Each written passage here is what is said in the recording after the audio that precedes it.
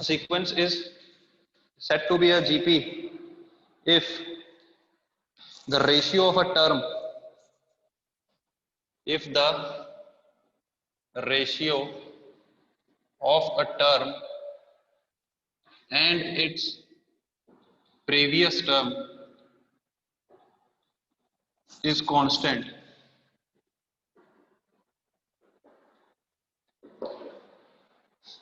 देख लो भाई इसको,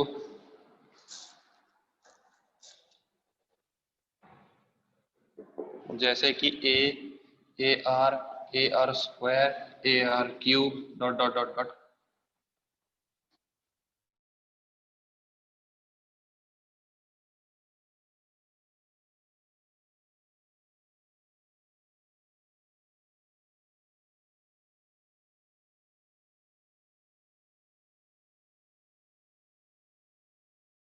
एक ऐसी प्रोग्रेशन या एक ऐसी सीक्वेंस जिसमें हर टर्म के अंदर एक कॉमन डिफरेंस ऐड होते जाता था, यानी हर आगे वाली टर्म पिछले वाले टर्म से अपने कॉमन डिफरेंस टाइम्स ज्यादा होती थी। ठीक है, डी कॉमन डिफरेंस होता था, डी ऐड होते जाता था। जीपी के अंदर क्या होता है, जैसे उसमें कॉमन डिफरेंस होता था तो जीपी में कॉमन रेशियो होता है और वो कॉमन रेशियो मल्टीप्लाई होते जाता है हर टर्म के अंदर। तो इसलिए लिखा हुआ है कि sequence is said to be GP if the ratio of its term and its previous term is constant.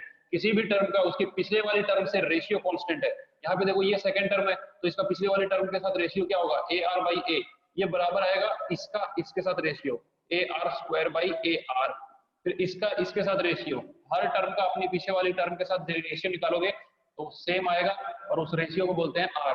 देखो सब में रेशियो आर बच रहा है कि नहीं बच रहा है। ठीक है, आर क्या होता है, कॉमन रेशियो। जैसे उसमें कॉमन डिफरेंस होता था, आर को क्या कहा जाता है, कॉमन रेशियो। फर्स्ट टर्म को ए से डिनोट करते हैं जैसे पहले करते थे।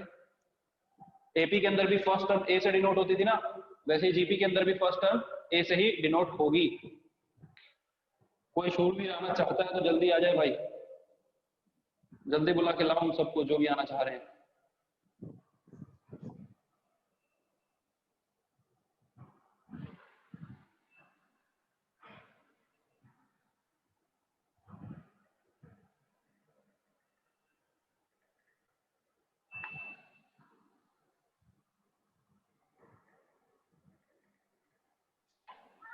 Excuse me sir. क्या हुआ? हेलो। हाँ नादी बोल। सर एक बार और समझाइए ना इसको। हाँ ठीक है, मैं बता देता हूँ।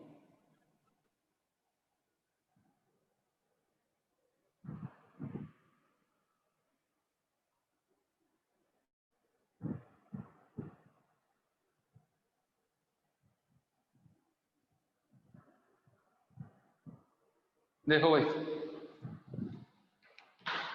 एपी पता है क्या होती है, अर्थमेटिक प्रोग्रेशन। ठीक है, ये है ज्योमेट्रिक प्रोग्रेशन। अर्थमेटिक प्रोग्रेशन में होता क्या है, एक कॉमन डिफरेंस होता है जो हर टर्म में ऐड होते जाता है। अगर फर्स्ट टर्म ए है तो एपी की सेकंड टर्म होती है ए प्लस डी, फिर अगली टर्म ए प्लस 2d, ए प्लस 3d, ए प्लस 4d, डी ऐड होते रहता है। ठीक है, ये एपी की बात कर रहा हूँ। लेकिन जीपी के अंदर क्या होता है, कॉमन रेशियो होता है जो मल्टीप्लाई होता है हर टर्म के अंदर। फर्स्ट टर्म अगर ए है तो उसमें एक आर नाम की चीज इंटू हो गई तो ये बन गया ए आर, फिर इसमें आर इंटू करोगे ए आर स्क्वायर, फिर से आर इंटू करोगे ए आर क्यूब और डॉट डॉट डॉट ऐसे चलते रहता है। ठीक है, तो जैसे उसमें कॉमन डिफरेंस होता है इसमें कॉमन रेशियो होता है। ठीक है, कॉमन रेशियो हम कैसे निकालते हैं, किसी भी टर्म को उसके प्रीवियस टर्म के साथ डिवाइड करो। जैसे second term divided by first term, फिर ये third term divided by second term, fourth term divided by third term, तो ये सारी चीजें हमें सेम आंसर देंगी और वो आंसर होगा आर, जिसको बोलते हैं कॉमन रेशियो। आर क्या होता है, कॉमन रेशियो। जैसे कॉमन डिफरेंस होता था ना एपी में, जीपी में होता है कॉमन रेशियो। फर्स्ट टर्म को एपी में स्मॉल ए से डिनोट करते थे, जीपी में भी इसको स्मॉल ए से ही डिनोट करेंगे। ठीक है, कोई दिक्कत वाली बात नहीं है। एपी में nth टर्म निकालने का एक फॉर्मूला होता था a plus n minus 1 d, GP में भी एक nth टर्म निकालने का फॉर्मूला होता है और वो क्या होता है, लिख लो यहाँ पर, nth term of a GP, nth term का फॉर्मूला होता है a r की पावर में n माइनस 1। ठीक है, r है कॉमन रेशियो, a है फर्स्ट टर्म और n है nth टर्म। ठीक है, जो भी टर्म निकालनी है उसकी वैल्यू वहां पुट कर देंगे तो ये nth टर्म निकल जाएगा यहाँ से। अच्छा, इसके नीचे एक चीज और लिख लेना, nth टर्म फ्रॉम लास्ट। अगर पीछे से nth टर्म चाहिए तुमको तो उसका फॉर्मूला होता है L इंटू 1/r की पावर में n-1, nth term from last, ठीक है। L क्या डिनोट कर रहा है, L इज लास्ट टर्म, ठीक है। सारी चीजें ये पता होंगी, बताने की वैसे जरूरत नहीं है, लेकिन फिर भी लिख दे रहा हूँ। L डिनोट करती है किसको, लास्ट टर्म, ठीक है। A फर्स्ट टर्म, ठीक है, और R common ratio.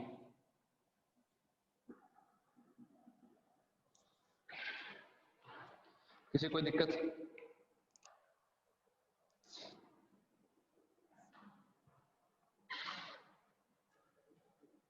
Some of first and terms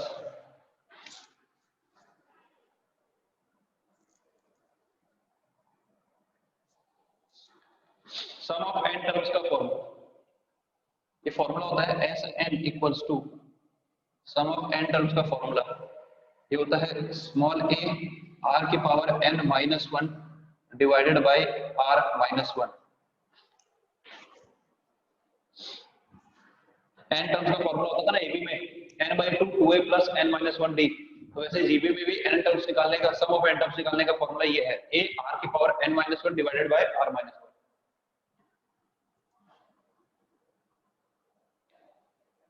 ठीक है, वैसे एक फॉर्मूला और है, लेकिन उसको बस तुम लोग नॉलेज के लिए जान लो, यूज करने की जरूरत नहीं है, ठीक है। यूज तुम लोग इसी को करना। एक फॉर्मूला और है एस एन का, ठीक है, और वो होता है a 1 माइनस आर की power n divided by 1 minus r, ठीक है। ये भी फॉर्मूला है, लेकिन इसकी गहराई में नहीं जाना, तुम सिर्फ इसको यूज करना, काम चल जाएगा। जनरली ये जो चीज है ना, ये कब यूज होता है, जब mod of r less than 1 हो, और ये कब यूज होता है, जब mod of r greater than 1 हो, ठीक है। तो इसके लिए यहाँ पे लिख रहा हूँ, mod of r greater than 1 हो, ग्रेटर देन 1, तब ये फॉर्मूला यूज होता है, और लेस देन 1 के लिए वो यूज होता है। बट तुमको ऐसा नहीं है, तुम हर जगह ये फॉर्मूला यूज कर सकते हो, कोई दिक्कत वाली बात नहीं है, ठीक है। इसको नोट कर लो।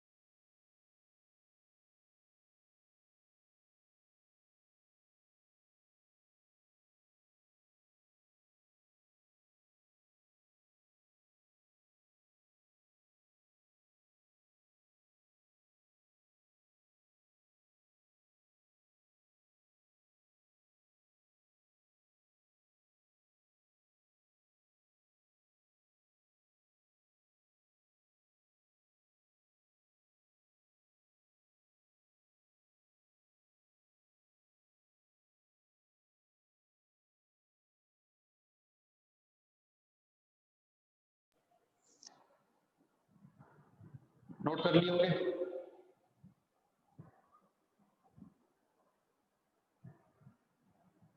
कोई दिक्कत वाली बात नहीं है, आगे बढ़ते हैं।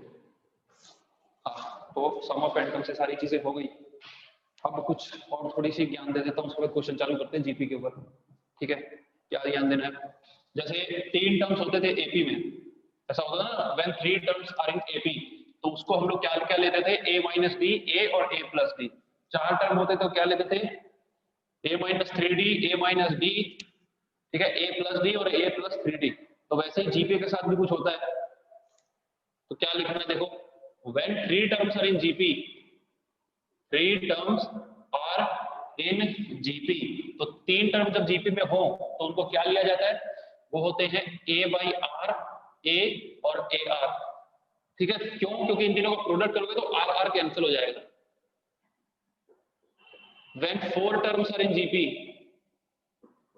4 टर्म जीपी में हो तो उसको बोलते हैं a by r cube, a by r, a r और ए आर क्यूब, समझ रहे हो, when 4 terms are in GP.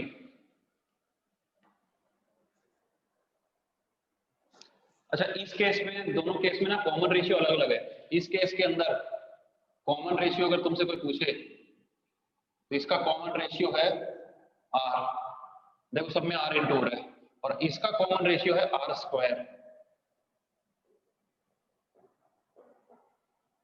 समझ रहे हो?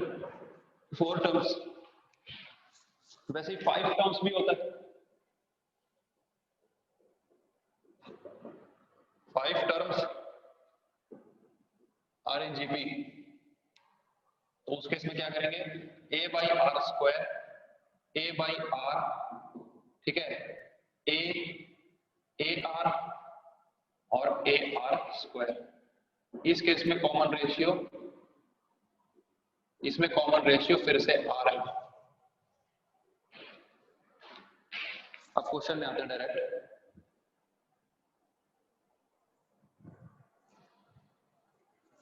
कोई आके अटेंड करना चाहे तो अटेंड कर सकता है। नादिया अग्रवाल जी, आप वैसे आए नहीं, एसी बन चुकी है, गर्मी भी नहीं लगती आपको आते तो।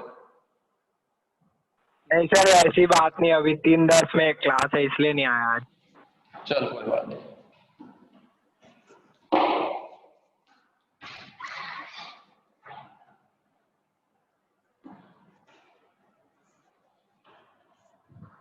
अच्छा तुम लोग ना सबके सबको फिर से एक बार इन्फॉर्म कर रहा हूँ, सैटरडे को मिलने आना जो आ सकता है, ठीक है। अगर मतलब कोशिश पूरी करना आने की, सबको जो मिल चुके हैं फिर से आना उनको, ठीक है। अगर सेफ हो, बिल्कुल कोई दिक्कत वाली बात नहीं है तो ठीक है, मिल चुके हैं फिर से आना है। सैटरडे कल ही है, 11 बजे के बाद आ जाना। तो भाई ये सारी चीजें हो गई, क्वेश्चन लिखते हैं। Find 10th term of a GP, find 10th term of a GP. तो जीपी दी हुई है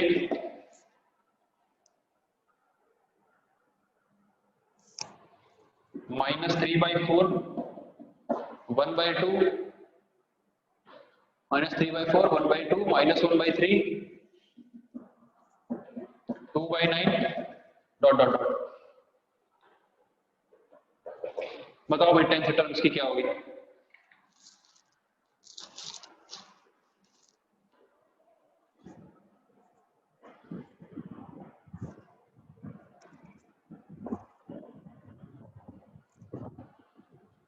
दिखाई दे सब कुछ?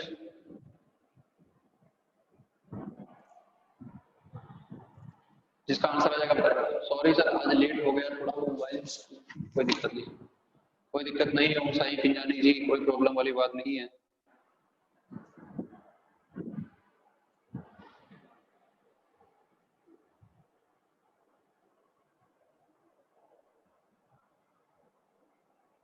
ठीक है, मिलने जरूर आना। और किसी को कुछ पर्सनली पढ़ना है ना तो भी कोचिंग आ सकता है, मैं बता रहा हूँ। अलग से टाइम ले लो, मैं पर्सनली पढ़ा दूंगा। अभी बिल्कुल फ्री चल रहा हूँ, बहुत ज्यादा मेरे पास लोड नहीं है, क्योंकि क्लास 12 की क्लासेस अभी कुछ दिन बंद रहेगी। सर आंसर पावर में लीव कर सकते हैं? हाँ भाई आंसर पावर में बिल्कुल लीव कर सकते हो, इसको पूरा सॉल्व करने मत बैठ जाना, बहुत बड़ी पावर्स में आंसर आएगा। हाँ दिनकर जी राइट आंसर। देखो ये जीपी जिसका फर्स्ट टर्म दिया हुआ है -3/4, फर्स्ट टर्म तो दिख रहा है। कॉमन रेशियो निकालने के लिए सेकंड टर्म को फर्स्ट टर्म से डिवाइड, यानी 1/2 डिवाइडेड बाई -3/4, तो ये हो जाएगा r इक्वल्स टू 1/2 इंटू -4/3, 2 1 2 2 जा, तो ये r की वैल्यू हो गई -2/3। r की वैल्यू है, a की वैल्यू है, कौन से टर्म निकालने बोला? 10th, तो निकाल देंगे। 10th टर्म के लिए फॉर्मूला क्या होगा हमको पता ना, nth टर्म का फॉर्मूला ये होता है a r की पावर n-1। तो फिर 10th टर्म का फॉर्मूला क्या होगा? 10th टर्म के लिए हो जाएगा a r की पावर में 10-1, यानी कि a r की पावर में 9। a है हमारा ये, r है ये, पुट कर देंगे।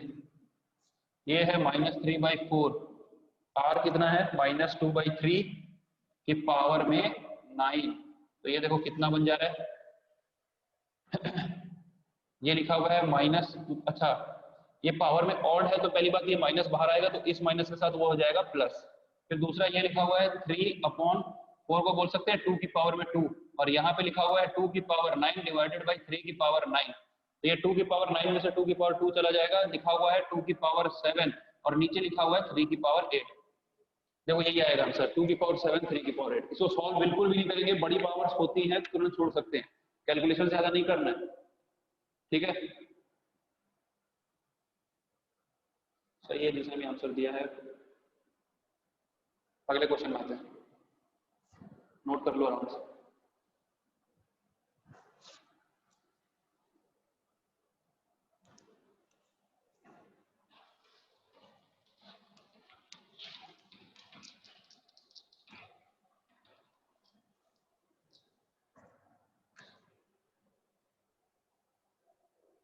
Which term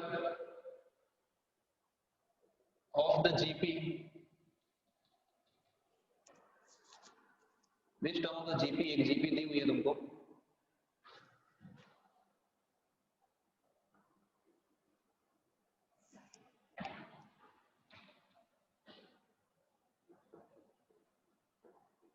is 5120,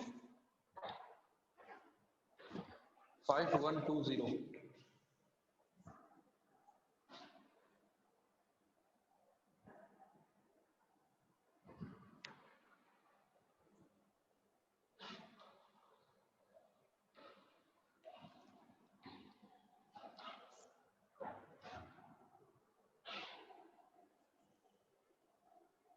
स्क्रॉल कर दो।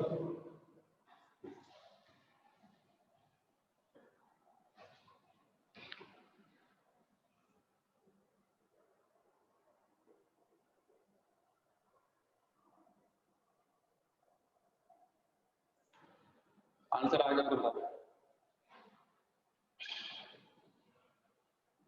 फिर से रिपीट कर दे रहा हूँ, मैं सबको बता देना कि भाई अगर किसी को अलग से कोई टॉपिक पढ़ना है यहाँ पर आकर के पर्सनली पढ़ना है तो बिल्कुल पढ़ सकते हो, ठीक है। जो नहीं समझ में आया वो आके बता दो, यहाँ पर्सनली बैठा के सामने बैठा के पढ़ाऊंगा तो 100% समझ में आएगा तुमको। तहसीन फातिमा, प्रतीक अग्रवाल, दोनों का आंसर आ गया, सही है दोनों का आंसर।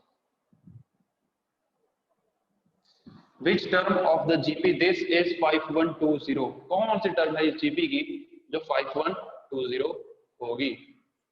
ठीक है भाई, तो एक GP दी हुई है जिसका फर्स्ट टर्म हमको दिख रहा है 5, कॉमन रेशियो निकल जाएगा 10/5 यानी कि 2, तो 5120 को मान लेते हैं nth टर्म है। Let nth term of this GP B 5120, तो फिर A R की पावर n-1 5120 हो जाएगा। A का मतलब 5, R का मतलब 2 के पावर में n-1 इक्वल्स टू 5120। 5 से कैंसिल कर देंगे तो ये लिखा है 2 की पावर में n-1 इक्वल्स टू 5 बन जा 5 5, ठीक है, अपना 2 जा हो जाएगा 10, 4 जा, ठीक है, और यहाँ 0 1024 ऐसा आ जाएगा।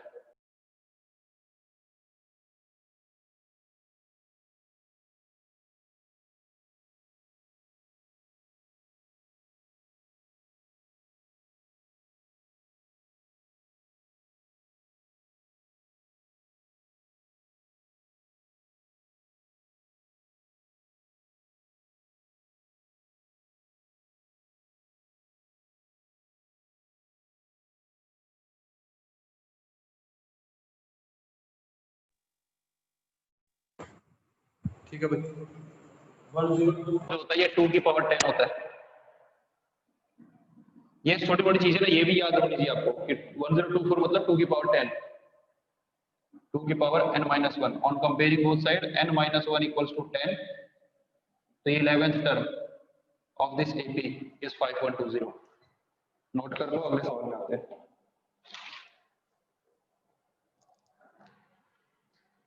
देखो अभी तक बिल्कुल सही चल रहा है ना, कोई टफ क्वेश्चन तो नहीं है। मैं ये गलती मेरी समझ गया हूँ कि मैं ना थोड़ा जल्दी से टफ क्वेश्चंस में आ जाता हूँ, सिर्फ एक आध क्वेश्चन लो लेवल की करा के उसके बाद डायरेक्ट टफ में चले जाते हैं, ये गलती करते हैं। तो फिर उसके बाद सिर के ऊपर जाने लग जाता है, फिर असाइनमेंट में आते हैं एक से एक क्वेश्चन, बच्चे घबरा जाते हैं और उसके बाद फिर मन ही उठ जाता है। ऐसा नहीं करना है अपने को, भरोसा नहीं उठाना है ना मैथ से, दिक्कत हो गई भाई, तुम लोग तो एकदम भरोसा ही उठने लग गया। बेसिक क्वेश्चन करेंगे पहले। Next question is fourth term of a GP is 27। ये नहीं समझ में आया तो बता देना भाई, और आंसर मैं सबसे एक्सपेक्ट कर रहा हूँ। Fourth term of a GP is 27 and seventh term is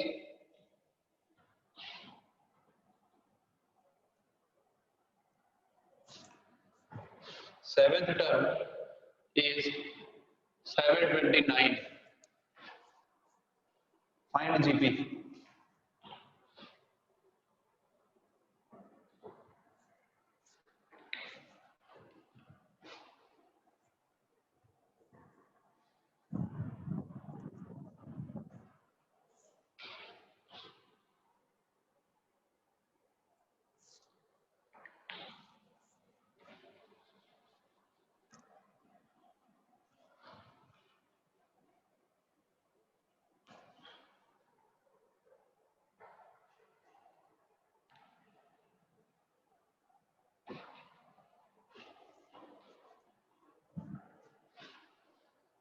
solve करो जल्दी, आंसर बताओ.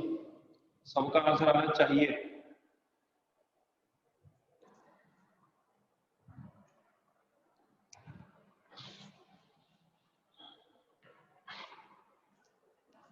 यहाँ पे कोई कोर डीपी एनटीपीसी का है क्या? डीपी एनटीपीसी का कोर मैथमेटिक्स का बच्चा है क्या? कोई नहीं.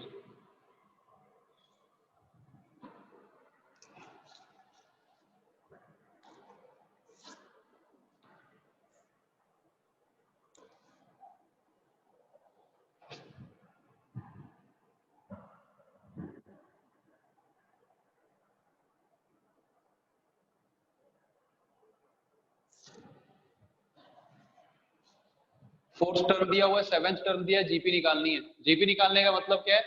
ए और आर निकालना है. तहसीन फातिमा जी का आंसर आ गया, प्रतीक अग्रवाल का आ गया. दोनों का आंसर सही है. दिनकर जी का भी आ गया, उसका भी सही है.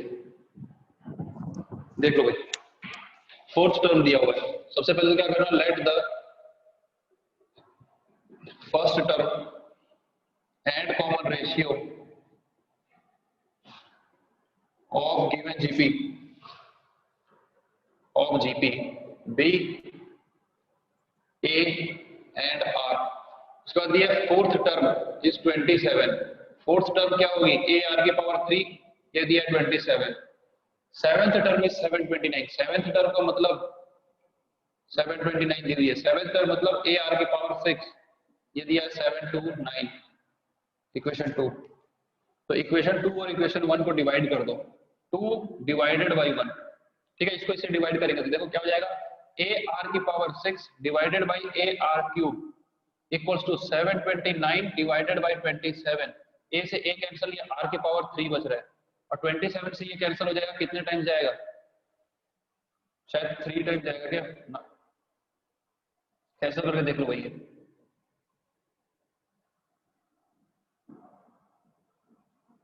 3 1 जा 3, 2 सा 7 जा 27.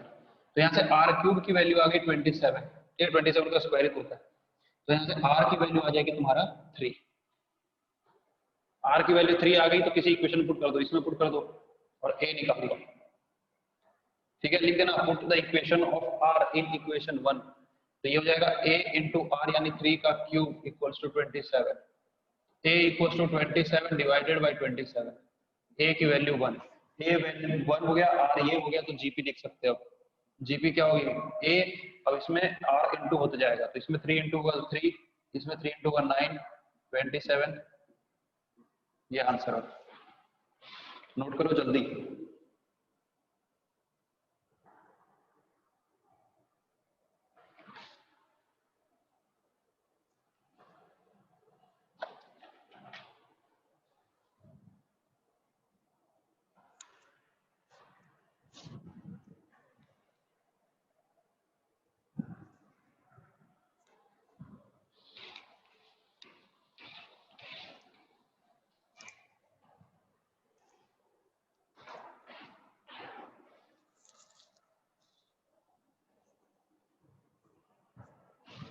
सवाल लिख रहा हूँ.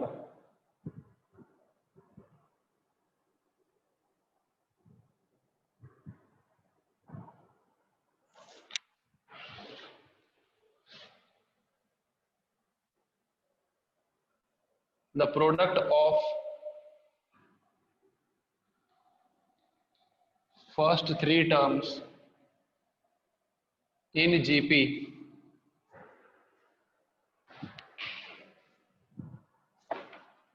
is 1000.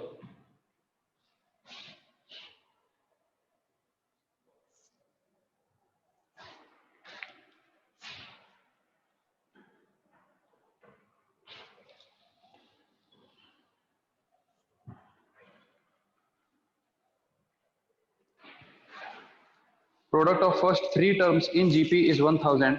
If 6 is added to its second term, if 6 is added to its second term and 7 is added to third term, थोड़ा सा ठीक क्वेश्चन है ना ये, ध्यान से देखना कैसे होगा. And 7 is added to third term,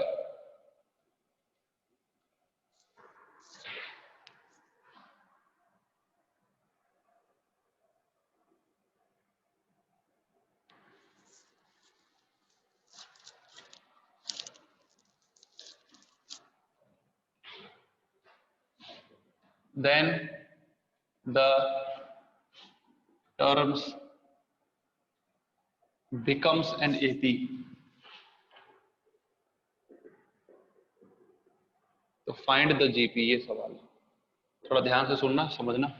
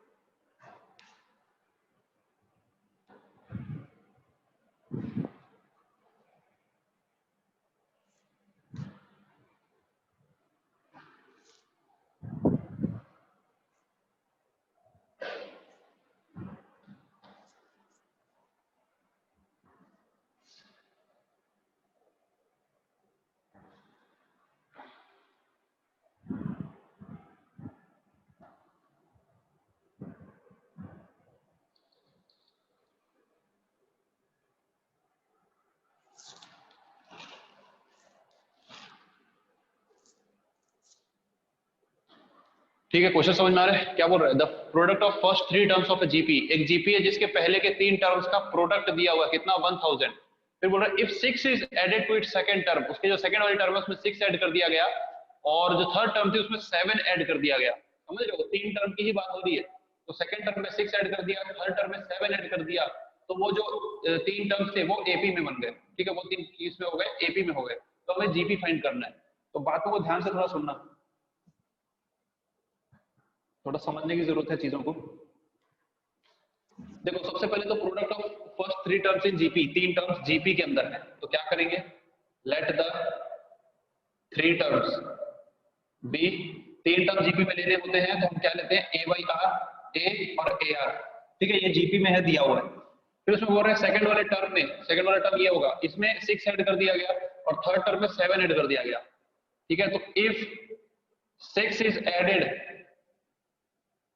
to second term, second term के अंदर अगर 6 ऐड कर देंगे तो क्या हो जाएगा, a प्लस 6. और if 7 is added to third term, third term के अंदर 7 ऐड कर दोगे तो ये हो जाएगा ar प्लस 7. Equation 1, equation 2. बात आ रही समझ में. तो ये टर्म किसमें हो गए, then the terms becomes an AP. तो फिर ये तीन टर्म एपी में हो जाएंगे, यानी कि अब ये a by r, a plus 6 और a r plus 7 is in AP. यही दिया होगा सवाल में, है ना. तो अगर ये तीनों एपी में है, तीन टर्म्स अगर एपी में होते हैं तो क्या होता है भाई, मान लो ए बी सी, अगर ये तीनों एपी में है तो क्या होता है, 2b equal to a plus c होता है. ये पता होना चाहिए भाई, अगर ये तीनों एपी में है तो ये इनका कंडीशन होती है 2b equal to a plus c. ठीक है, जीपी की भी कंडीशन होती है, इस क्वेश्चन के बाद बताऊंगा. अगर तीन टर्म जीपी में हो तो क्या कंडीशन होती है वो बताया नहीं, काम की चीजें बताऊंगा. तो तीन टर्म अगर एपी में है तो कंडीशन क्या होगी, 2 times middle term is equal to sum of other two terms. यानी कि क्या होना चाहिए, 2 टाइम्स a प्लस 6 किसके बराबर होना चाहिए, a by r this plus A r plus 7, ऐसा होना चाहिए. ठीक है, समझ में आ रही है नहीं आ रही बात? सब कुछ सही कर रहे हैं। एक काम हमने नहीं किया अभी, क्या दिया हुआ था क्वेश्चन में, product of first three terms कितना दिया हुआ था, 1000। तीन टर्म अगर हमने ये मानी है तो उनका प्रोडक्ट भी 1000 दिया हुआ है, ठीक है, तो वहां से ए की वैल्यू निकल जाएगी। एक काम करते हैं, इसको सॉल्व करें, नहीं करते इसको, यहीं छोड़ दो, कोई दिक्कत नहीं है। इक्वेशन 1 देखे, तीनों टर्म्स का सम दिया हुआ 1000, तो क्या करेंगे, तीनों टर्म्स दी हुई है, आप ली क्या है, ए बाई आर, ए और ए आर, इनका प्रोडक्ट दिया हुआ है 1000, आर से r cancel, a cube equals to 1000, यानी कि ए की वैल्यू 10। ये बात आ रही समझ में, ए क्यूब 1000 मतलब ए की वैल्यू आ गई 10। तो अगर ए की वैल्यू 10 आ गई है तो इस इक्वेशन में पुट कर दो, ए की जगह 10 पुट कर दो, तो ये क्या हो जाएगा, 2 इंटू 10 प्लस 6, डायरेक्ट कर रहा हूँ, 16 हो गया। यहाँ लिखा हुआ है 10 डिवाइडेड बाई आर, ये लिखा हुआ है प्लस 10 आर प्लस 7, ऐसा हो जाएगा। किसी कोई दिक्कत, किसी का माइक ऑन होगा बीच में, ठीक है, तो इसको थोड़ा रब करना पड़ेगा। आंसर आ गया कुछ बच्चों का, देख लेना भाई, मैं सॉल्व कर रहा हूँ, देख लेना, ठीक है, ऊपर से रब कर रहा हूँ इसको। ट्रिग्नोमेट्री का असाइनमेंट करते रहना। अच्छा, एक और असाइनमेंट मेरे को देना है, वो मैं दूंगा, बाकी जो पिछले थे ना, पहले तो उसको कंप्लीट करो, उसके बाद ही आगे करना, और कोई घबराएगा नहीं बनते क्वेश्चन तो सारे के सारे डाउट पूछ लो, कोई दिक्कत नहीं है, लेकिन अपने को छोड़ना नहीं है कुछ भी, ठीक है। और ये असाइनमेंट कर लोगे ना तो बहुत अच्छे लेवल का ट्रिग्नोमेट्री हो चुका रहेगा तुम्हारा, एनसीईआरटी कुछ लगेगा ही नहीं तुमको। तो ये क्या हो जाएगा देखो, 32 इक्वल्स टू, यहाँ एलसीएम ले लो आर, आर एलसीएम ले लिए तो ये लिखा है 10 प्लस 10 आर स्क्वायर, है ना, ये हो जाएगा प्लस 7 आर, ऐसा हो जाएगा। क्रॉस मल्टीप्लाई कर दो, ये आर यहाँ आ गया तो ये हो जाएगा 32 r equals to 10 r square plus 7 r plus 10, तो ये क्या हो जाएगा देखो, 10 आर स्क्वायर, इसको इधर ले आओ, plus 7 r minus 32 r plus 10 equal to 0।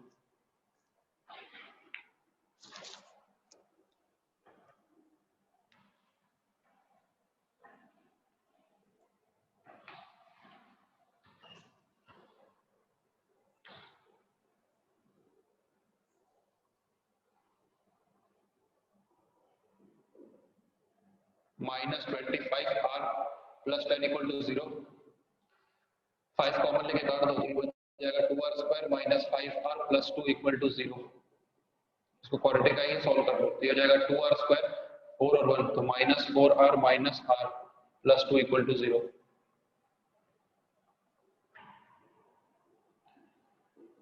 R minus 2 minus 1 common, r minus 2 equal to 0। इसके बाद इधर कर रहा हूँ,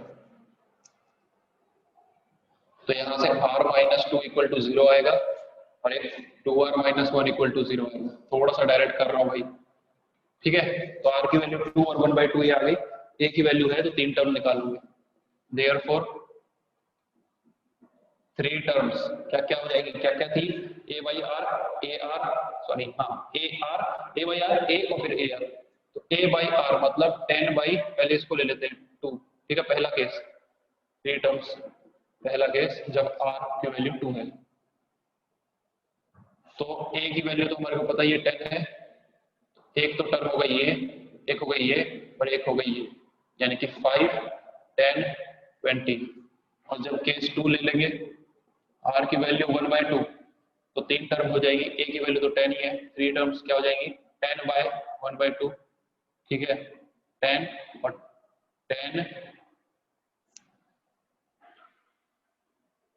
बाई 2 ऐसा हो जाएगा, तो ये हो जाएगा 20 10 5, दो जीपी आ गई, 5 10 20, और ये मतलब 3 टर्म्स ये जीपी निकाल ली थी ना, ठीक है, समझ गए कि नहीं समझे, कोई आपत्ति किसी को हो तो बताओ, जल्दी से नोट करो, अगले सवाल आते हैं।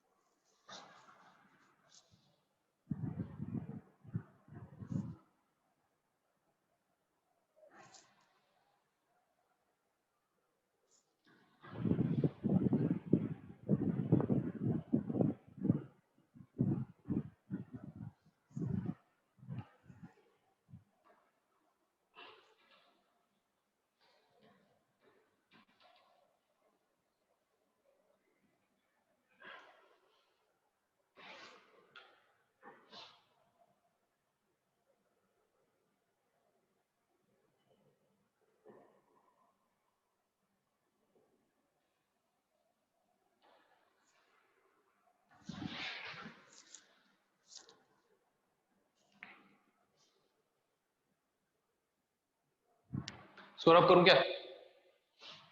हो गया क्या ये?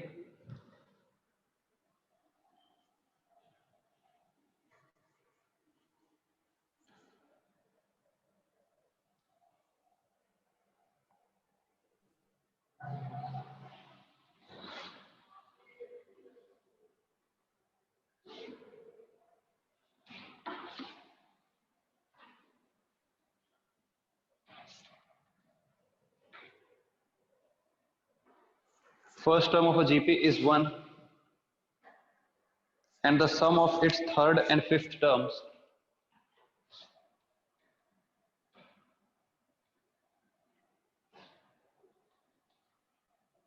and the sum of its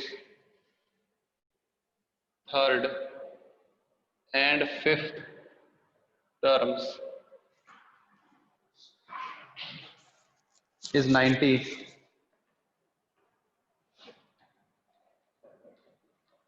Find the common ratio of this GP.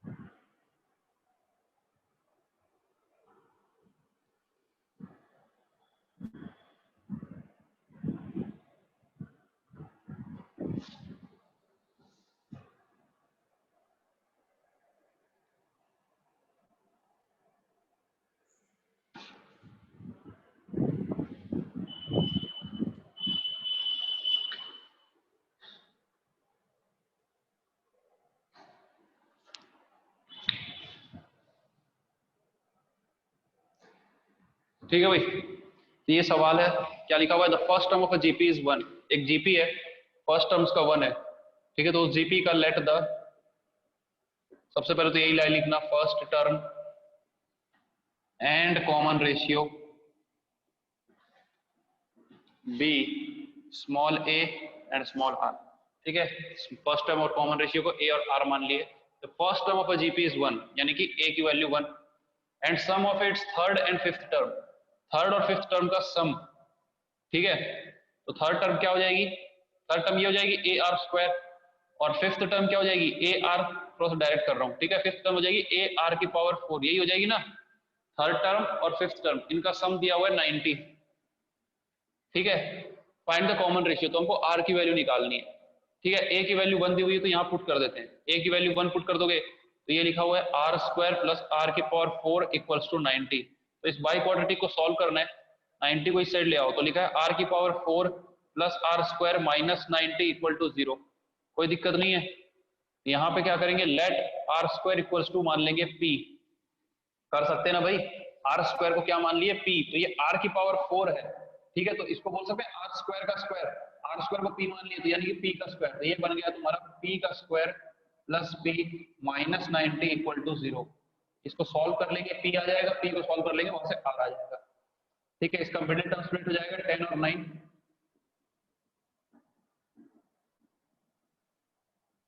P common तो बच गया पी प्लस 10, माइनस 9 कॉमन बच गया पी प्लस 10 इक्वल टू 0। तो यहाँ से पी की वैल्यू माइनस 10 और पी की वैल्यू आ रही है 9। माइनस 10 हो नहीं सकता क्योंकि पी क्या है? आर स्क्वायर, तो किसी का स्क्वायर नेगेटिव नहीं हो सकता, ठीक है, विच इज नॉट पॉसिबल, ऐसा लिख देना। और ये पी की वैल्यू 9, इसका मतलब आर स्क्वायर की वैल्यू 9, आर स्क्वायर 9 मतलब आर की वैल्यू प्लस माइनस 3।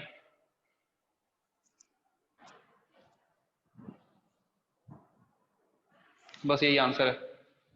किसी का आया था क्या? दिनकर जी का आ गया था,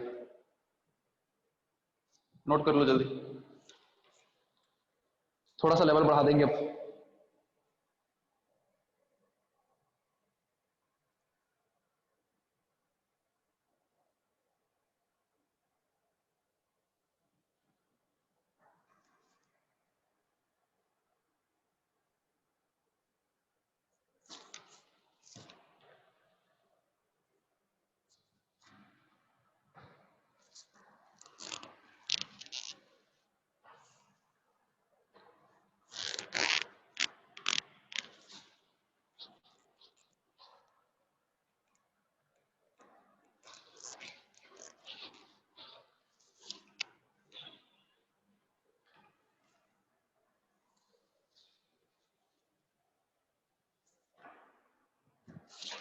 क्वेश्चन रब कर रहा हूँ मैं।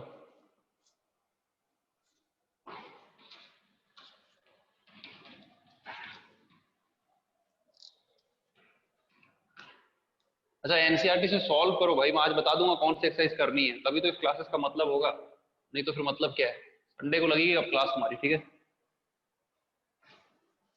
If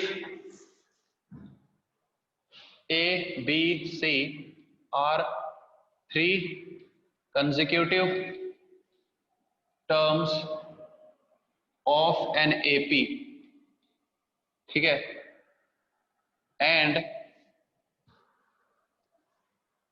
X, Y, Z are three consecutive terms of a GP,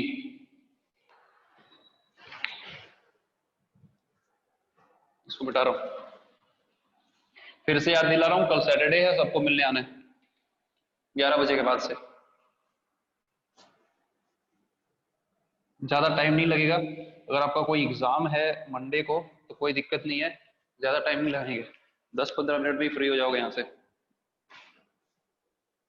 आना जरूर, ठीक है। तो ये सवाल खत्म नहीं हुआ अभी। Consecutive terms of a GP, then prove that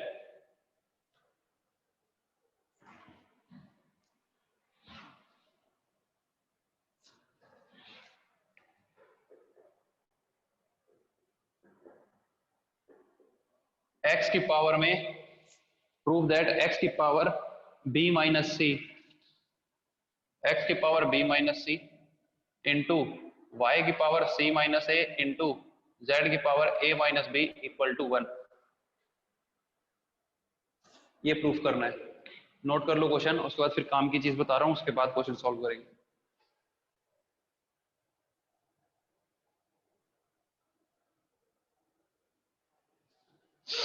देखो फिजिकली ना इंटरेक्शन होना हमारा बहुत जरूरी है, नहीं तो मेरे को पता है ये ऑनलाइन में बहुत काम बिगड़ रहा है, बहुत कम समझ में आ रहा है बच्चों को और बहुत प्रॉब्लम्स आ रही है, कुछ नहीं पल्ले पड़ रहा है कई बच्चों को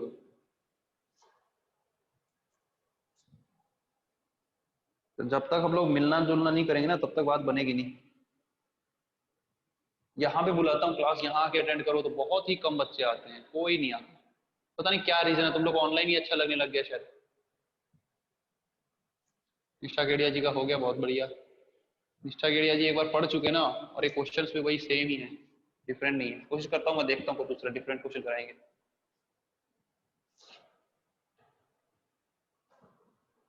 चलो भाई स्टार्ट करते हैं। ज्ञान की बात सुनो पहले तो, सबसे पहले ध्यान सुनो, कोई प्रूफ मत करने लग जाओ इसको। देखो सबसे पहली तीन, देखो 3 नंबर अगर एपी में होते हैं तो अभी बताया ना, ए बी सी अगर एपी में है, आर इन एपी, अगर ये एपी में होते हैं तो कंडीशन क्या होती है, 2b equal to a plus c. समझ रहे हो ना, बीच वाले को 2 टाइम्स कर करके और दोनों का सम, ये यही होती है कंडीशन अगर 3 नंबर एपी में हो।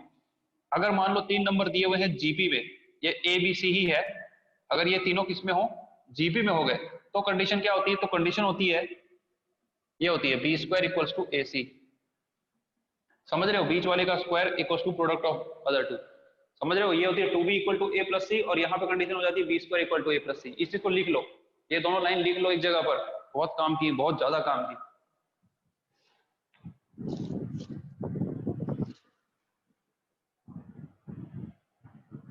ठीक है, उसके बाद आते हैं सवाल, इसको रब कर रहा हूँ मैं। वैसे फर्स्ट लाइन को रब करने की जरूरत नहीं, बस सेकंड वाली रब कर रहा हूँ, फर्स्ट हमारे क्वेश्चन का हिस्सा है, सेकंड वाली रब कर रहा हूँ मैं। तो प्रूफ, सबसे पहली लाइन तो यही आएगी, ए बी सी एपी में दिया हुआ है, A B c are 3 consecutive terms of an AP, तो फिर क्या हो जाएगा, दिस इंप्लाइज दैट, ठीक है, दिस इंप्लाइज दैट, ये पहली condition 2b equal to a plus c. समझ आ रही कि नहीं आ रही बात? बल्कि एक काम और करना, इसको मैं नीचे लिख रहा हूं, ये तीनों टर्म अगर एपी में है तो क्या हो जाएगा, 2b equal to a plus c, लेकिन एक काम और कर लेना, 2b ए प्लस सी को इधर ले आओ, माइनस ए प्लस सी, या फिर माइनस ए माइनस सी, इसकी वैल्यू क्या हो जाएगी, 0 हो जाएगी, इसको इक्वेशन 1 मान लो। फिर क्या दिया हुआ है, एक्स वाई जेड तीनों दिए हुए जीपी में, क्या दिया हुआ है, x y z are in GP, तो अगर ये तीनों जीपी में है तो फिर y square equals to x z हो जाएगा। ये समझ रहे हो कि नहीं? वाई स्क्वायर किसके बराबर होगा? एक्स जेड के बराबर होगा, होगा ना? अगर 3 टर्म जीपी में तो यही तो होता है, बीच वाले का square equal to product of other two. तो अब क्या करना है अपने को? इस चीज को प्रूफ करना है। तो जो प्रूफ करना है उसका एलएचएस ले लो। एलएचएस में लिखा हुआ है एक्स की पावर में बी माइनस सी, फिर लिखा है वाई की पावर में सी माइनस ए, फिर लिखा है जेड की पावर में ए माइनस बी। तो देखो ये क्या हो जाएगा? एक्स की पावर में बी माइनस सी, समझ रहे हो? हाँ, इसमें ना आप क्या करेंगे, हम ध्यान से देखो, किसी एक को हटा देंगे, जैसे x और y को रहने देते हैं, इस z को यहाँ से एलिमिनेट करेंगे। कैसे करेंगे देखते हैं। तो ये लिखा हुआ है x की पावर में b माइनस सी, y की पावर में c माइनस a, और इस z की जगह हम लिख सकते हैं y square by x from equation 2। देखो इक्वेशन 2 में से z की क्या वैल्यू आ सकती है? Y square by x, x को इसके नीचे ले जाओ, तो z की जगह लिख सकते हैं वाई स्क्वायर बाई एक्स, और इसकी पावर में लिखा हुआ है a माइनस बी। समझ में आया कि नहीं सबको? यहां तक किसी कोई दिक्कत तो नहीं है? तो देखो ये क्या बन जाएगा, ये लिखा हुआ है हमारे पास, इधर दिख रही है तुमको?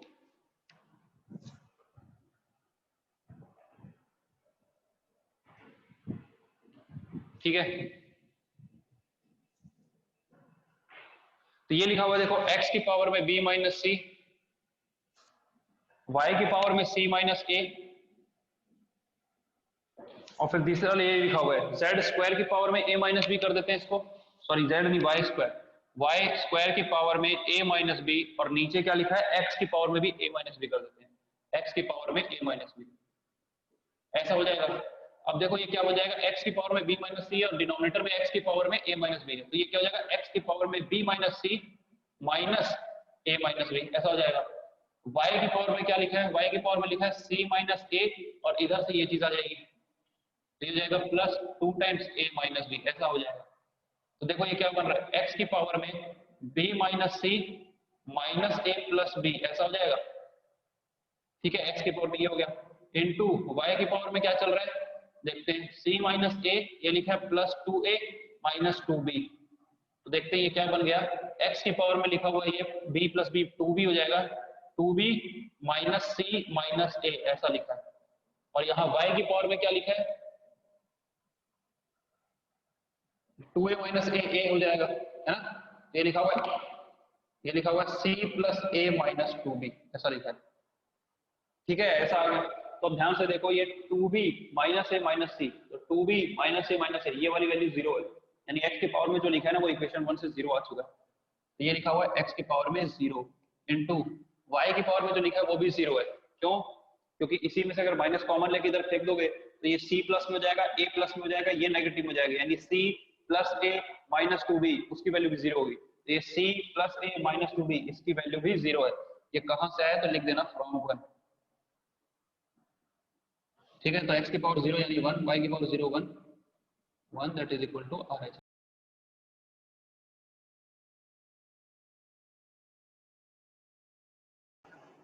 सर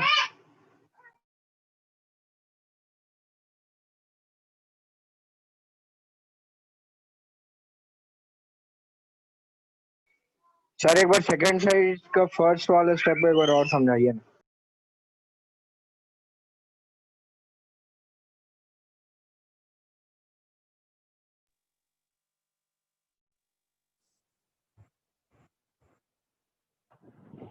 ठीक है भाई, समझ में आ गया? नोट कर लो। कॉल आ जाती है इसी नंबर पे, इसलिए डिस्टर्बेंस हो जाती है। जल्दी से नोट करो, आगे बढ़ते हैं। टफ तो नहीं लगा ये सवाल? सर फर्स्ट स्टेप एक बार और समझाइए ना, सेकंड ट्राई। ठीक है, फर्स्ट स्टेप कौन सा बोल रहा है? ये वाला बोल रहा है क्या? सर सेकंड साइड का, यस सर। ठीक। इसमें क्या है मेरे भाई, सबसे पहले ये आप किए क्या ये समझ रहे, इस z को क्या लिख दिए? Y square by x. कहां से आया? अपना इक्वेशन 2 से, उसमें कोई दिक्कत नहीं। अब क्या लिखा है? Z square by x whole की पावर में a माइनस बी, तो यानी कि जेड स्क्वायर की पावर में भी a माइनस बी और x की पावर में भी a माइनस बी, कोई दिक्कत नहीं है यहाँ पर। उसके बाद ये x तीनों चीजें इनटू में है ना, तो ये जो x की पावर a माइनस बी है ये इन तीनों के डिनोमिनेटर में है ना?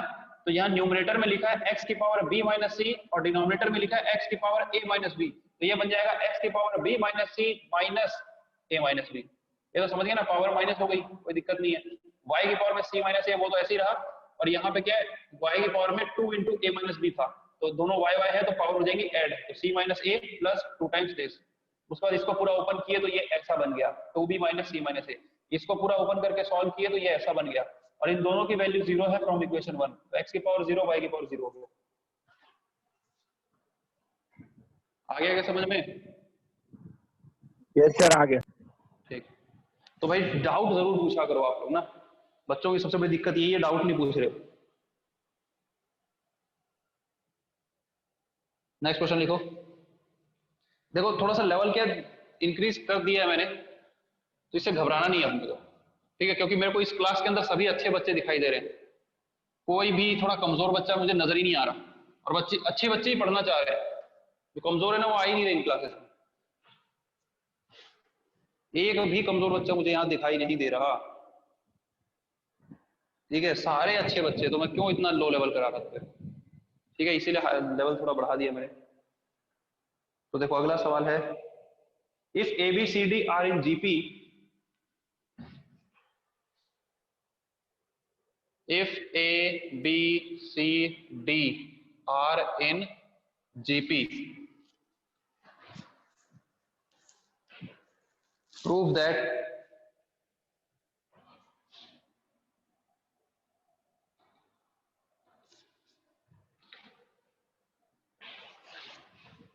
कोई गायब हुआ है क्या क्लास से? ओके फिर आ गया शायद। तो कुछ प्रूफ करना है, क्या प्रूफ करना है? देखो ये प्रूफ करना है कि a square plus b square plus c square into, ये अच्छे क्वेश्चन में आते हैं, बहुत अच्छे क्वेश्चन में है ना, B square plus c square plus d square, ये आपको एनसीईआरटी में मिल जाएगा शायद, लेकिन एनसीईआरटी में भी सारे क्वेश्चन बिल्कुल लो लेवल नहीं होते, अच्छे क्वेश्चन होते हैं उसमें, ठीक है। तो A square B square C square, B square C square D square, ठीक है, इक्वल्स टू किसके बराबर करना है, ए B plus B C plus C D का होल स्क्वायर, इसके बराबर करना है।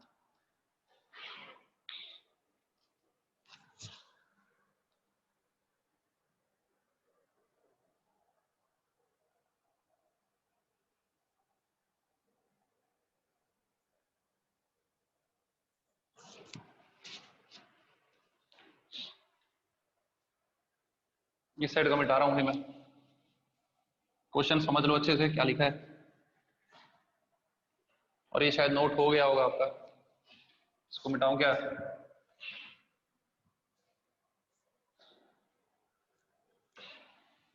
डाउट जरूर पूछा करो, है ना, डाउट पूछने से एक अच्छे बालक का पता चलता है, ये मत सोचना कि डाउट पूछने से ये सोच रहे हैं कि क्या कुछ समझ में नहीं आ रहा है, बेकार बच्चा, ऐसा नहीं है। डाउट वही पूछता है जिसको थोड़ा समझ में आ रहा हो, जिसको कुछ नहीं समझ में आ रहा क्या डाउट पूछेगा। बड़ी चिंता है यार मेरे को तुम लोगों की, पूरे बैच की चिंता है। दिक्कत ये है कि पर्सनल इंटरेक्शन है नहीं, किसको क्या समझ में आ रहा है कुछ पता नहीं है, और फिर बेइज्जती हो जाएगी टीचर की ऐसे में कि भाई टीचर ठीक नहीं पढ़ा रहा है। अरे मेरे भाई मिलोगे नहीं तो मेरे को कैसे पता चलेगा तकलीफ कहाँ है, ठीक है, हमारा नाम खराब होगा। फर्स्ट टाइम है वैसे भी कोरबा के अंदर, ये बहुत बड़ी दिक्कत है, क्या कर सकते हैं लेकिन मजबूरी।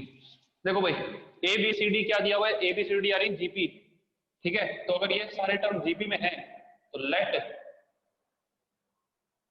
यहाँ पे पहले लिख लेना सिंस, अगर स्टेप ठीक से लिखना है तो लिख लेना, देखो since A comma B comma C comma D are in GP, ये जीपी के अंदर है, तो क्या करना है,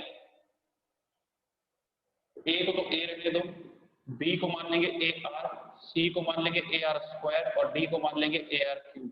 ये हो सकता है कि नहीं?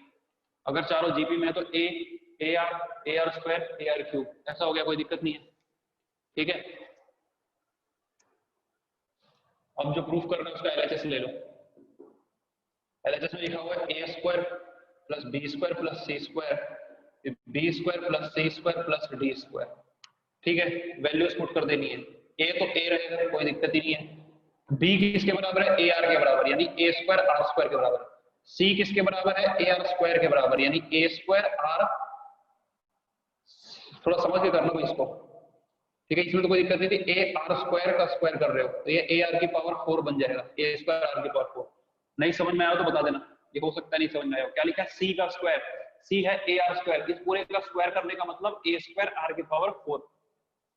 फिर लिखा है बी का स्क्वायर, यानी ये हो जाएगा a square are square, C square यानी ये हो जाएगा ए स्क्वायर आर की पावर 4, और डी का स्क्वायर यानी ए स्क्वायर आर की पावर 6, ऐसा हो जाएगा। नहीं समझ में आया तो बताओ भाई, किसी को कोई दिक्कत? कोई दिक्कत नहीं है तो देखो, है तो बताओ। देखो इन तीनों में से ना ए स्क्वायर कॉमन आता दिखाई दे रहा है, ए स्क्वायर ले लेंगे कॉमन, तो देखो तीनों में क्या बच रहा है, 1 plus are square plus R की पावर 4। ठीक है, इन तीनों में से भी कुछ कॉमन आ रहा है, क्या कॉमन आ रहा है, इनमें से कॉमन आ रहा है ए स्क्वायर आर स्क्वायर। ध्यान से देख लो, A square are square common, तो 1 plus are square plus R की पावर 4 ऐसा हो जाएगा। तो ध्यान से देखो, ये लिखा है 1 plus are square plus R की पावर 4, ये भी वही लिखा है 1 प्लस आर स्क्वायर आर की पावर 4, और ये दोनों को एक साथ लिख दो, तो इन दोनों को साथ में लिख देंगे तो ये लिखा हुआ है a की पावर 4 आर स्क्वायर, है ना, और यहाँ पे लिखा हुआ है ये 1 plus are square plus R की पावर 4 का whole square, this into this, इसका स्क्वायर हो जाएगा, और दिस इनटू दिस ये हो जाएगा। नहीं समझ में आया तो पूछ लो भैया क्या लिखा है, थोड़ा ध्यान दो, बिल्कुल सही है। ठीक है, समझ आ रही है कि नहीं आ रही बात? इसको यहीं छोड़ दें, स्टेप और कर लेंगे कि यहीं छोड़ें, क्या प्रूफ करना है, उसका स्क्वायर प्रूफ करना है ना, नहीं छोड़ दो।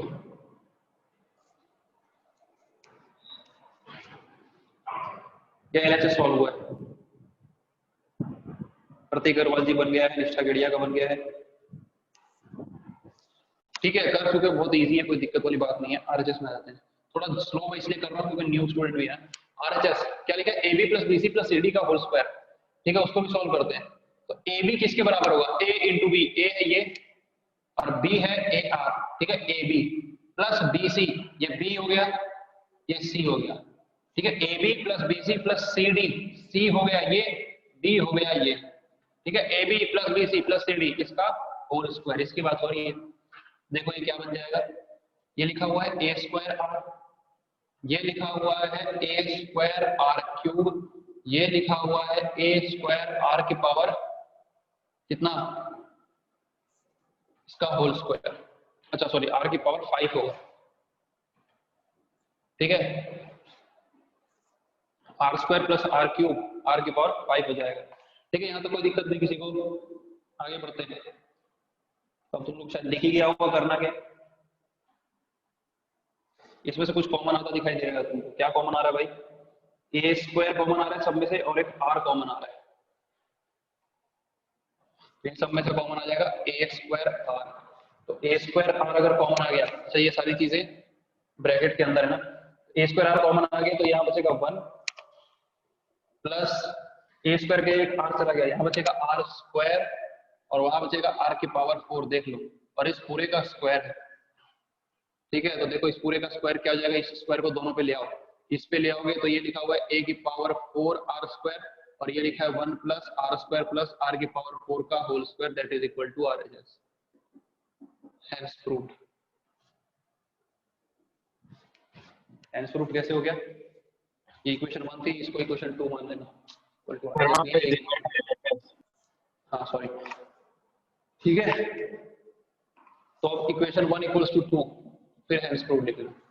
ठीक है, एलएचएस आरएचएस दोनों को सॉल्व करके सेम चीज आ गई ना, इसलिए hence proved.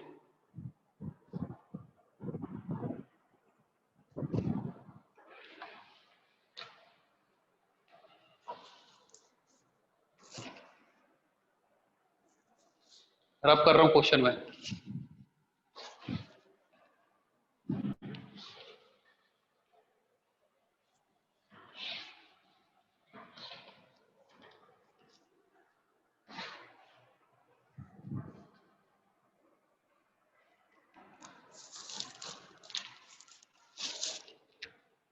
if pth qth and rth term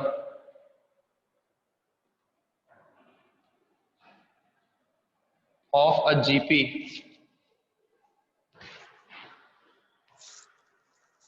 is a b c respectively, is a comma b comma c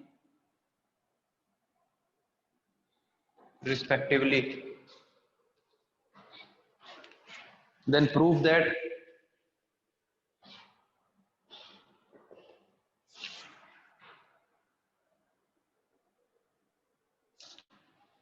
a की पावर में q माइनस r, b की पावर में r माइनस p, c की power में p minus q equals to 1।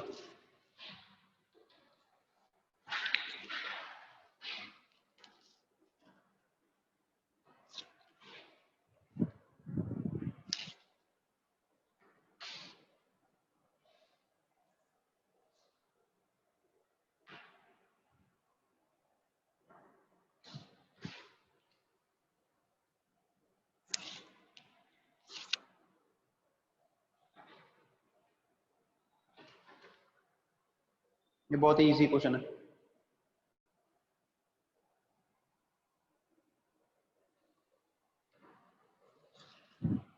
इसमें कुछ खास नहीं ना, इजी है क्वेश्चन है, बहुत इजी नहीं है लेकिन इजी है।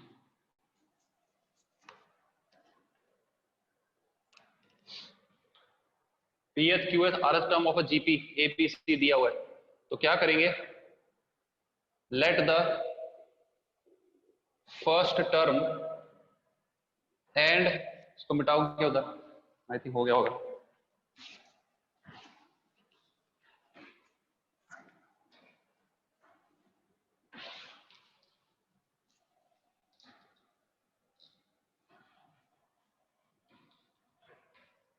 First term and common ratio B A, capital A and capital R. Capital A और कैपिटल आर इसलिए लिए हैं क्योंकि small A small R use हुआ है क्वेश्चन में, तो कंफ्यूजन ना हो जाए इस वजह से उनको कैपिटल ए और कैपिटल आर ले लिया। पीएच टर्म क्या दिया हुआ है, ए। पीएच टर्म का मतलब ए आर, पीएच टर्म का मतलब किस, पी किसके बराबर दिया हुआ है, सॉरी पीएच टर्म ए दिया हुआ है, ठीक है, तो ए किसके बराबर हो जाएगा, इस जीपी का पीएच टर्म यानी कि फर्स्ट टर्म इंटू आर की पावर में पी माइनस 1 इसके बराबर हो जाएगा। समझ रहे हो नहीं, पीएच टर्म दिया हुआ है ए और बी दिया हुआ है क्यूएच टर्म, तो ये क्यू माइनस 1, और सी दिया हुआ है आर एच टर्म आर की पावर में स्मॉल आर माइनस 1, है ना, यही दिया है ना, यही दिया हुआ है, तो इसको इक्वेशन 1 2 और 3 दे दो। उसका ये चीज प्रूफ करनी है कि ए के पावर में ये सब, बी की पावर में ये सब, तो एलएचएस ले लेते हैं। एलएचएस में लिखा हुआ है ए की पावर में Q minus are into B की पावर में are minus P into C की पावर में पी माइनस क्यू, तो ये क्या हो जाएगा, ए का मतलब होता है ये, तो ये ए आर की फुल पावर में क्या लिखा हुआ है पी माइनस 1, इस पूरे की पावर में लिखा हुआ है क्यू माइनस आर, फिर लिखा है बी की पावर में, बी क्या है, ये चीज है, तो ये हो जाएगा ए आर की पावर में क्यू माइनस 1 और इस पूरे की पावर में लिखा हुआ है आर माइनस पी, फिर लिखा है सी की पावर में दिस, सी क्या है, ये है ए आर की पावर में आर माइनस और इसकी पावर में क्या लिखना है ए माइनस, इसको सॉल्व करते हैं, तो ये इस पूरे की पावर में क्यू माइनस आर का मतलब क्या है कि ए की पावर में Q minus are into r की पावर में p minus 1 into Q minus are into ये क्या हो जाएगा, ए की पावर में are minus P into r की पावर में Q minus 1 into r minus P into ये क्या हो जाएगा, ए की पावर में p minus q into r की पावर में r minus 1 p minus Q.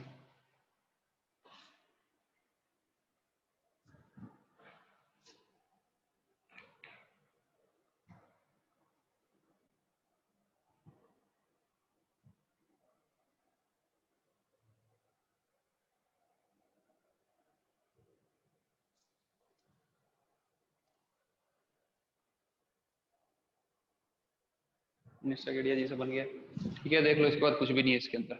अब ए की पावर में, ए की पावर एक 3 जगह आ रहा है तो उनकी पावर को एक साथ लिख दो, पावर ऐड हो जाएंगी, यानी Q minus are plus R minus P और plus P minus Q, A की पावर में ये सब हो गया, इंटू इस आर की पावर में क्या हो जाएगा, this into this, this into this, this into this, तो वो भी सॉल्व होकर सब कैंसिल हो जाएगा, इसको इससे इंटू करके देखते हैं क्या आता है, p minus one into Q minus R. तो ये तुम्हारे पास आएगा P Q minus P R minus Q plus R, और फिर दिस इंटू दिस, ठीक है, लंबा चौड़ा आएगा लेकिन सब कैंसिल हो जाएगा। तो ये लिखा है Q R minus P Q minus are plus P, यहां से तुम्हारे पास आएगा प्लस का पी आर माइनस का R Q minus P plus Q, ठीक है, सारी चीजें कैंसिल हो जाएंगी, R R P P Q Q, ये लिखा है ए की पावर 0 इंटू यहाँ पे plus P Q minus P R plus P R minus Q plus R minus are plus Q R minus this plus P, सारी चीजें कैंसिल। ये लिखा है आर की power 0 that is equal to 1 that is equal to R H S, ठीक है, hence proved.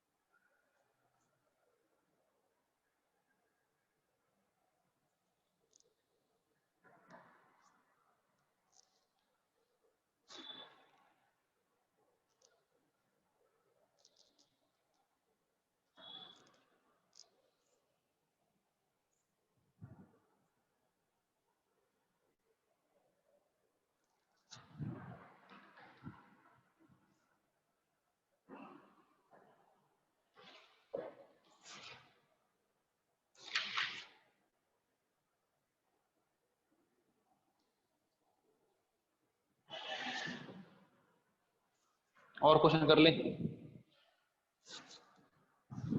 एक simple सा क्वेश्चन लिख रहा हूं, तुम ही लोग आंसर देना।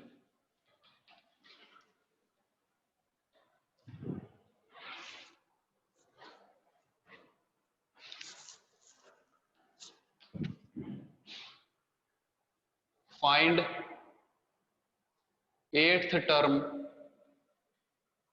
From end of a GP, 8th term from and निकालना, एक जीपी दी हुई,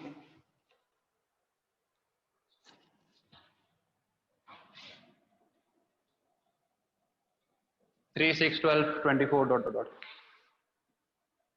खुद ही आंसर बताओ आप।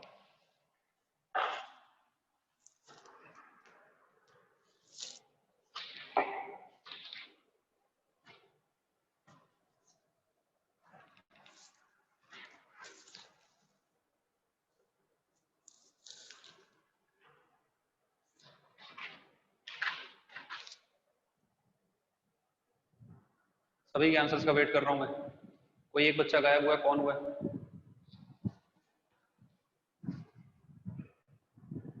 ओम साई नहीं है शायद, अनादि तेरे आदमी गायब हो जा रहे हैं एक एक करके,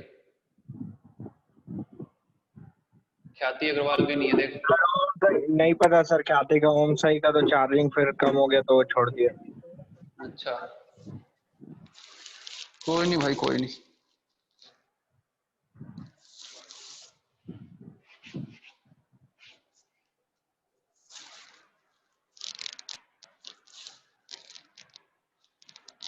आंसर बताओ भाई तुम लोग, दिनकर का आया सही आया, फ्रॉम लास्ट निकालना है। अच्छा अभी मेरी गलती होगी, लास्ट टर्म तो दिया ही नहीं हूँ, और दिनकर का फिर भी आंसर आ गया है। दिनकर मतलब तेरे से मैं बात करूंगा, रुक जा अभी, चलो गलती से एक तो फायदा हुआ, लास्ट टर्म मैंने इसमें दी ही नहीं है, उसके बिना निकाल दिया भाई ने, बहुत ही बढ़िया ना, रुक दिनकर तक बताता हूँ। 12288 लास्ट टर्म है, 122 ये लास्ट टर्म। दिनकर क्या है, नोट्स वाली कॉपी लेकर के बैठा हुआ है,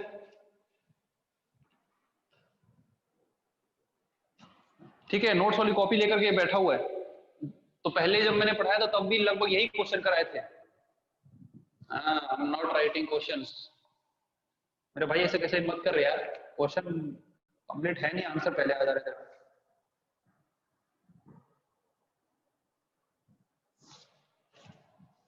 लास्ट टर्म तो पता होना चाहिए ना, तभी निकलेगा।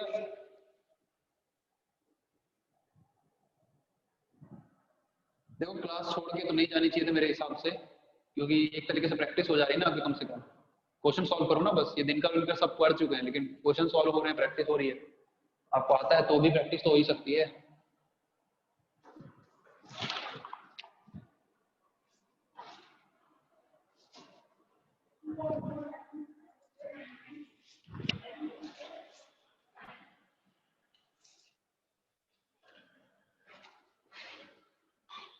ठीक है, तो सबका आंसर आई थिंक आ रहा है, कोई दिक्कत वाली बात नहीं है। I have this question just solving graphical. ठीक है भाई, लास्ट टर्म से मतलब कोई nth टर्म निकालने का फॉर्मूला भी लिखा है था मैं। ठीक है, nth टर्म फ्रॉम लास्ट।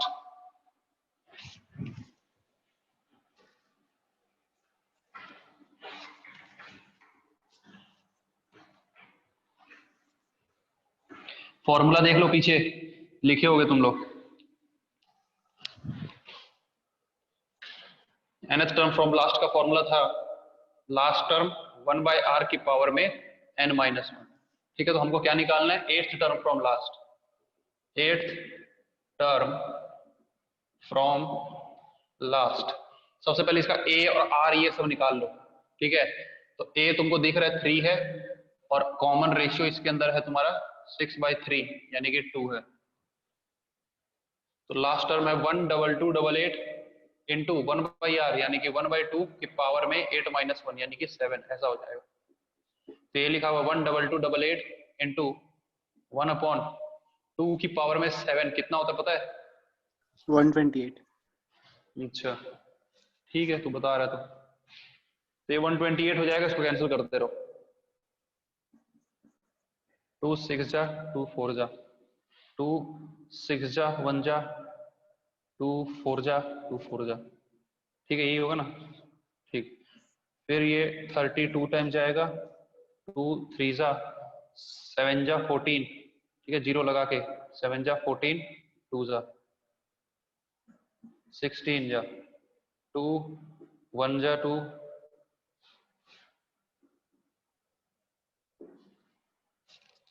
मेरे को लग रहा है डायरेक्ट भी जाएगा। 4 से काटते हैं, 4 4 जा 16, 4 3 जा 12, 4 8 जा 32, 4 4 जा 16। अब ये डायरेक्ट 4 से काट देते हैं, 4 1 जा, और ये लिखा है 4 9 जा। ठीक है, और 4 6 जा, 96 आंसर। ठीक है, 96 आ रहा है भाई, टफ नहीं है बिल्कुल, कैलकुलेशन ही तो था बस। ठीक है, मैं ये इसलिए कराया हूँ ताकि आपको ये फॉर्मूला भी याद हो लास्ट टर्म से nth टर्म निकालने का। सिर्फ 2 बच्चों का आंसर आया है, बहुत गलत बात है। एक्सपेक्ट कर रहा था कि सब देंगे आंसर। टाइम भी अच्छा खासा मिला यार, मजा नहीं आया। चलो अब सम ऑफ n टर्म्स पे कुछ क्वेश्चन करते हैं। क्वेश्चन मिटा रहा हूँ, sum of n terms of n GP. अभी तक हम लोग nth टर्म के ऊपर क्वेश्चन किए, nth टर्म वाला फॉर्मूला लगाया, प्रूफ किए हैं। ठीक है, अब हम सम ऑफ n टर्म्स के ऊपर क्वेश्चन करेंगे।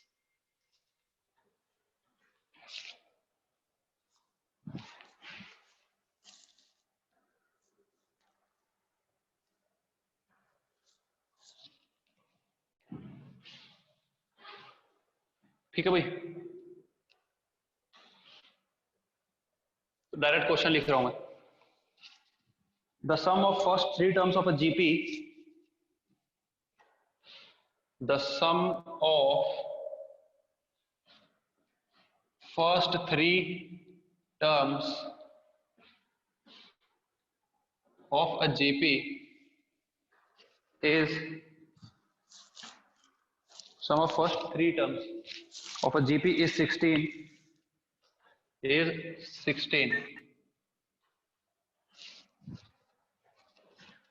and the sum of next 3 terms is 128.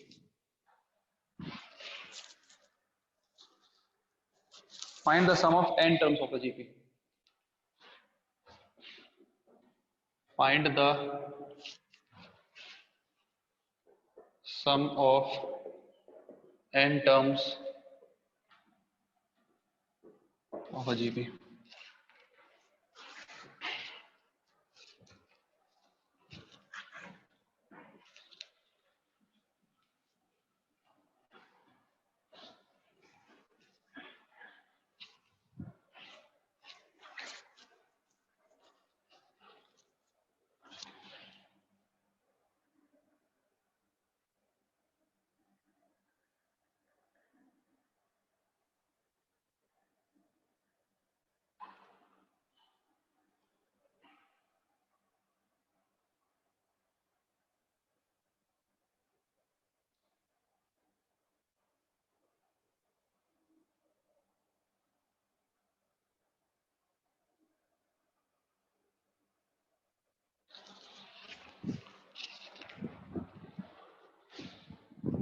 ठीक है, सॉल्व कर रहे हो तो कर लो। फर्स्ट 3 टर्म्स का सम दिया हुआ है और फिर नेक्स्ट 3 टर्म्स का सम दिया हुआ है।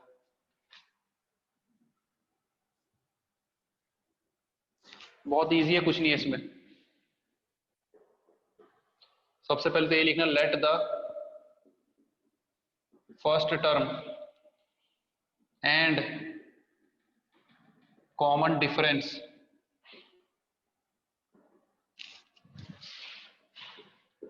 Of GP be A and R. ठीक है, तो फर्स्ट 3 टर्म्स का सम दिया हुआ है 16। ठीक है, तो फर्स्ट 3 टर्म्स का सम मतलब क्या हो जाएगा, अगर पहले टर्म ए है, कॉमन रेशियो आर है, तो फर्स्ट 3 टर्म्स हो जाएंगी a plus A r plus A R square, ये दिया हुआ है 16। नेक्स्ट 3 टर्म्स का सम यानी कि A R cube plus A R की पावर 4 प्लस ए आर की पावर 5, ये दिया हुआ 128। ये इक्वेशन पहली, ये इक्वेशन दूसरी। ठीक है, डिवाइड कर देते हैं, second equation divided by first equation. Second equation का मतलब A are cube plus A R की पावर 4 प्लस ए आर की power 5 divided by this thing A plus A R square equals to 128 divided by 16। दोनों जगह से जो common आ रहा है निकाल लेंगे। और कुछ नहीं दिया है क्या, कॉमन निकाल लेंगे भाई। क्या कॉमन आ रहा है, ऊपर से आ रहा है ए आर क्यूब कॉमन आ जा रहा है और नीचे से सिर्फ ए कॉमन आ रहा है। ठीक है, तो यहां बन जाएगा ए गया, आर क्यूब गया, बच गया आर, सॉरी ए तो बाहर आ गया, यहाँ बचेगा 1 प्लस आर स्क्वायर। नीचे भी क्या बच जाएगा, ए प्लस आर स्क्वायर, यही बच जाएगा। ठीक है, इक्वल्स टू ये दिया हुआ, ये भी कैंसिल हो जाएगा। कितने टाइम्स जाएगा ये, 16 टेबल में आता है ना, ये कितने टाइम्स आता है, 8 जा आता है क्या, 8 टाइम्स हो जाएगा। ठीक, तो ये पूरा कैंसिल, ये कैंसिल, ए से ए कैंसिल, आर क्यूब की वैल्यू आ गई 8, यानी कि आर की वैल्यू आ गई 2, इक्वेशन 1। आर की वैल्यू 2 आ गई, किसी इक्वेशन में पुट करके ए की वैल्यू निकाल लेंगे, किसी में पुट कर देते हैं। आर की वैल्यू 2 पुट कर दो, तो ये लिखा हुआ है ए प्लस 2a प्लस 2 का स्क्वायर 4a इक्वल टू 16। तो 4a ये हो जाएगा, 4 2 4 7a इक्वल टू 16। तो a की वैल्यू आ गई 16/7। सही है, ठीक है, तो a की वैल्यू 16/7 आ गई। हमको निकालना क्या था, इसकी nth टर्म का सम है ना, sum of n terms. Sum of n terms का फॉर्मूला होता है a r की power n-1 divided by r-1। तो a अपना क्या आया है 16/7, ये हो जाएगा 16/7, r की पावर n-1, r है 2, तो 2 की पावर n-1 डिवाइडेड बाई 2-1 यानी कि 1। तो ये Sn की वैल्यू आ गई हमारे पास 16/7, 2 की power n-1।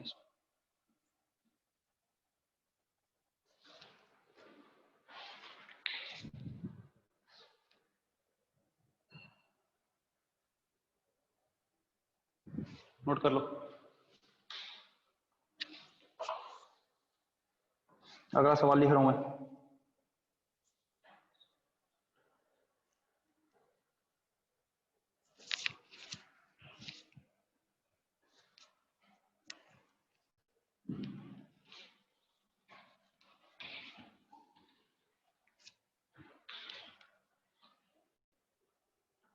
Find a GP for which the sum of first 2 terms, for which the sum of first 2 terms is -4,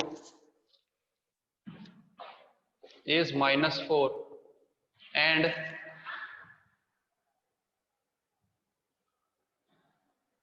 fifth term is,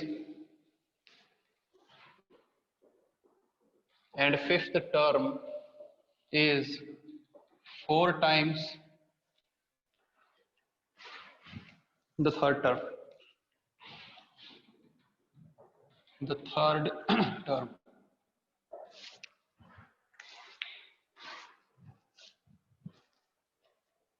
इसको रब कर रहा हूँ।